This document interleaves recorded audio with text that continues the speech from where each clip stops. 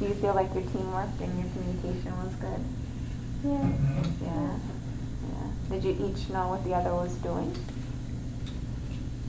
For the most part, there was some things like she asked a question and I just either didn't hear it because it's kind of hard to hear stuff, or Okay. like the patient would respond and she was closer, so I was like, well, what did he say? Okay. So just like asking clarifying questions. Good.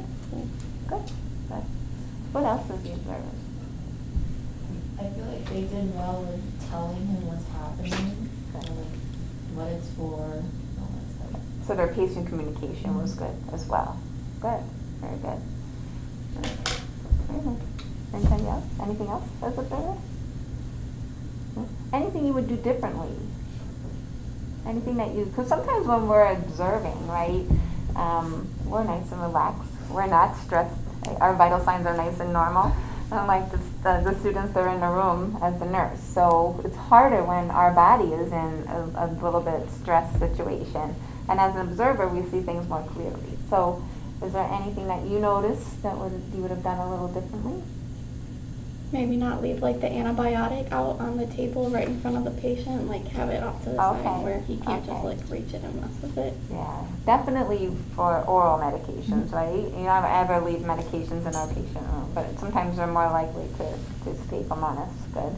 Now, was it okay after I gave the med to like put it back on the, like? Oh, for Yeah. today, that's fine. Okay. Yeah. Because I wasn't sure if we were supposed to actually like throw it out or. No, either Okay. way is fine.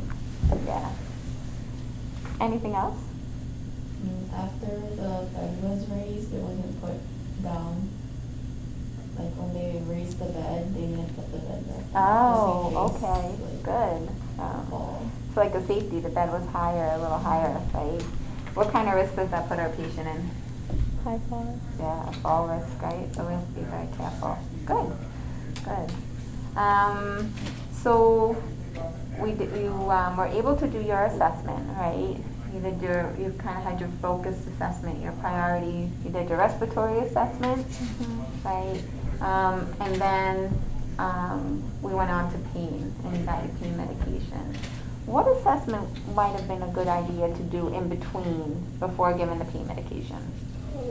What might you want to have known before you gave them the pain medication? Maybe a neuro check.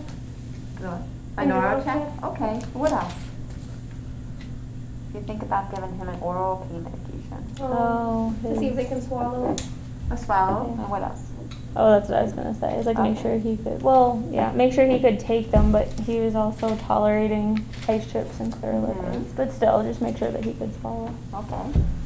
What other assessment might you have been good to do before giving them this pain medication? Blood pressure.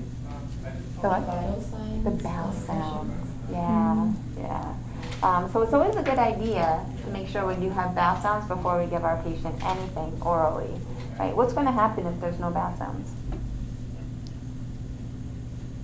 If you give them, you can all join in. What's going to happen if we give our patient something with no bowel sounds? Yeah, they're going to give it right back to you, right? They're going to be nauseous and they're going to be vomiting on you, right? And you don't want them, especially if they've had surgery, to be vomiting. So it's an important part of your focused assessment, especially someone who's had abdominal surgery. So, good, very good. So what did you hear when you assessed bowel sounds? I didn't really hear much bowel sounds. Okay, all right. Or they're very quiet. I couldn't really hear very them. faint. Okay. Did you hear a little bit of something? I heard like a very faint little rumble. Okay, okay. Yeah. So we would consider them hypoactive. Hypo. Mhm. So how long do we have to listen if we're not sure we hear bowel sounds? 5 minutes. 5 minutes. That's a long time, right? So if we're not sure, it's 5 minutes that we really want to make sure we're listening. Good. Very good. You put the SCDs on. That was very good. I couldn't clip them in. Yeah, they don't. They don't clip in. Thanks.